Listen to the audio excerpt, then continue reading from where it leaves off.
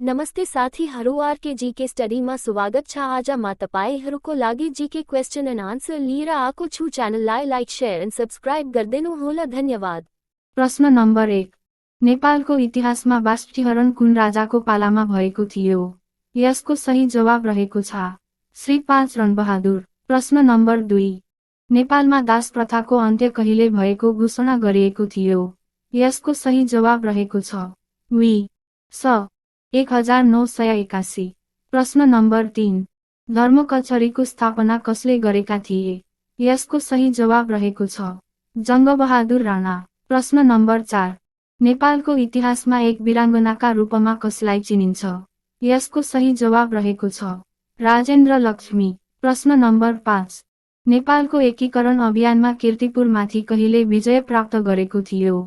यसको सही जवाब रहेको छ वी स 1822। प्रश्न नम्बर 6। शहीद धर्मभक्त माथेमालाई सिफलमा कहिले झुन्ड्याएर मृत्युदण्ड दिएको थियो? यसको सही जवाब रहेको छ वी स 1997 माघ 12 गते। प्रश्न नम्बर 7। नेपालमा राणा शासनको विरुद्धमा जयतु संस्कृतम आन्दोलन कहिले प्रारम्भ भएको थियो? यसको सही जवाब रहेको छ वी स 2004। प्रश्न नम्बर 8। राजा त्रिभुवनको मृत्यु कहिले भएको थियो? यसको सही जवाब रहेको छ वी सम 2011। प्रश्न नम्बर 9। निर्वाचित मन्त्रीमण्डल विघटन गरी दलमाथि प्रतिबन्ध लगाउने कार्य तत्कालीन राजा महेन्द्रले कहिले गरेका थिए? यसको सही जवाब रहेको छ वी सम 2017। प्रश्न नम्बर 10। हरिसिद्धिको नाच हेर्दा हेर्दै मृत्यु हुने राजा को हुन्? यसको सही जवाब रहेको छ प्रताप मल्ल। प्रश्न नम्बर 11। गुण कामदेवले चलनचल्तीमा ल्याएको मुद्रालाई के भनिन्छ? यसको सही जवाब रहेको छ गुणाङ्क। प्रश्न नम्बर 12। मकवानपुरका अन्तिम सेनवंशी राजा को हुन्? यसको सही जवाब रहेको छ दिग्बन्धन सेन। प्रश्न नम्बर 13। श्री 5 राजेन्द्रले माथवर सिंह थापालाई के उपाधि दिएका थिए?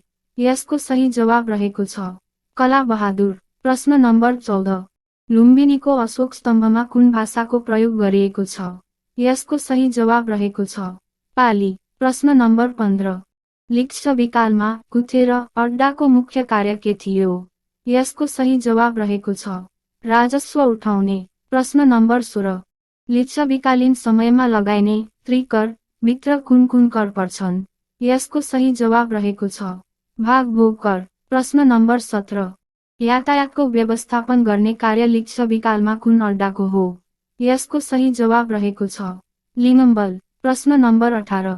पशुपालनमा लाग्ने करलाई लिच्छविकालमा के भनिन्छ? यसको सही जवाब रहेको छ भोग। प्रश्न नम्बर 19। विवाह सम्बन्ध विच्छेद जस्ता सामाजिक कार्यहरूको व्यवस्था गर्ने कार्य कुन लिच्छविकालीन अड्डाले गर्दथ्यो? यसको सही जवाब रहेको छ मापचोक। प्रश्न नम्बर 20। मल्लकालमा राजालाई कामकाज गर्न सहयोग गर्ने प्रधानमन्त्री सरहको पदलाई के भनिन्थ्यो? यसको सही जवाब रहेको छ चौतारिया। प्रश्न नम्बर 21। लिच्छविकालमा पञ्चापराध सम्बन्धी मुद्दा हेर्ने र दण्ड सजाय गर्ने कार्य कुन अड्डाले गर्दथ्यो? यसको सही जवाब रहेको छ सुल्ली। प्रश्न नम्बर 22।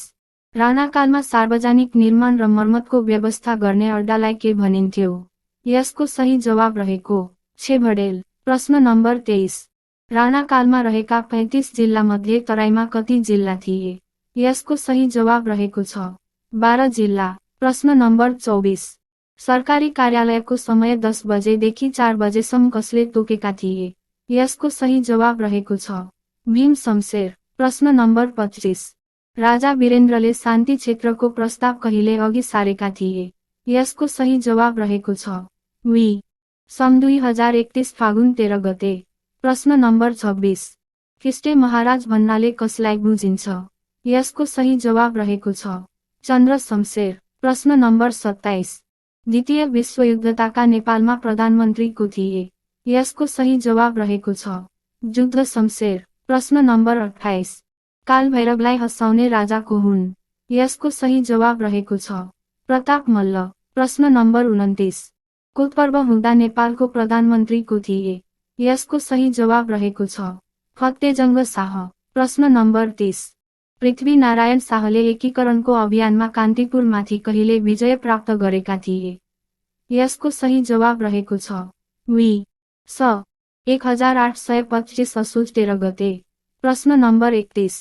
काठमाडौँ उपत्यकापछि पृथ्वीनारायण शाहले एकीकरण अभियान कतातर्फ केन्द्रित गरेका थिए? यसको सही जवाब रहेको छ पूर्वतर्फ। प्रश्न नम्बर 32। प्राचीन कालमा कर्णाली क्षेत्रलाई के उपनामले चिनिन्थ्यो? यसको सही जवाब रहेको छ वायसे राज्य। प्रश्न नम्बर 33। जङ्गबहादुरले कहिले राजा सुरेन्द्रबाट राणा उपाधि पाएका थिए? यसको सही जवाब रहेको छ वी सम 1905। प्रश्न नम्बर 34। निर्वाणानन्द पदवी लिएका नेपालका राजा को हुन्? यसको सही जवाब रहेको छ रणबहादुर शाह। प्रश्न नम्बर 35। राणा शासन स्थापना गर्नका लागि आधार तयार गर्ने घटना कुन थियो?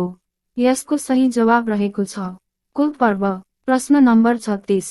काजी कालु पाण्डेको मृत्यु कहिले भएको थियो? यसको सही जवाब रहेको छ वी स 1914। प्रश्न number 37। The living lion of Nepal भनेर कसलाई चिनिन्थ्यो? यसको सही जवाब रहेको छ अमरसिंह थापा। प्रश्न नम्बर 38। स्वयम्भूको अभिलेखमा नेपालको कुन राजाको वंशक्रम उल्लेख छ? यसको सही जवाब रहेको छ मानदेव। प्रश्न नम्बर 39। मल्लकालमा गाउँ टोलको शासन व्यवस्था हेर्ने कुन निकायको व्यवस्था थियो? यसको सही जवाब रहेको छ पञ्चकचहरी र पञ्चसमुच्चय। प्रश्न नम्बर 40। राणाकालमा जिल्लाको प्रमुख प्रशासकको पद के हुन्थ्यो? यसको सही जवाब रहेको छ सुब्बा। प्रश्न नम्बर 41।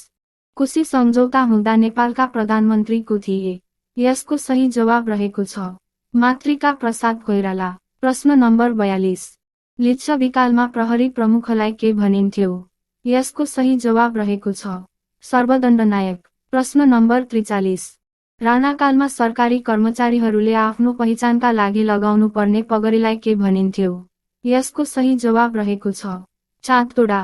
प्रश्न नम्बर 44। नालापानीको युद्धमा नेतृत्व कसले गरेका थिए? यसको सही जवाब रहेको छ बलभद्र कुँवर। प्रश्न नम्बर 45। किराँतकालमा स्थानीय प्रशासन अन्तर्गत पर्ने जिल्लालाई के भनिन्थ्यो? यसको सही जवाब रहेको छ विषय। प्रश्न नम्बर 46।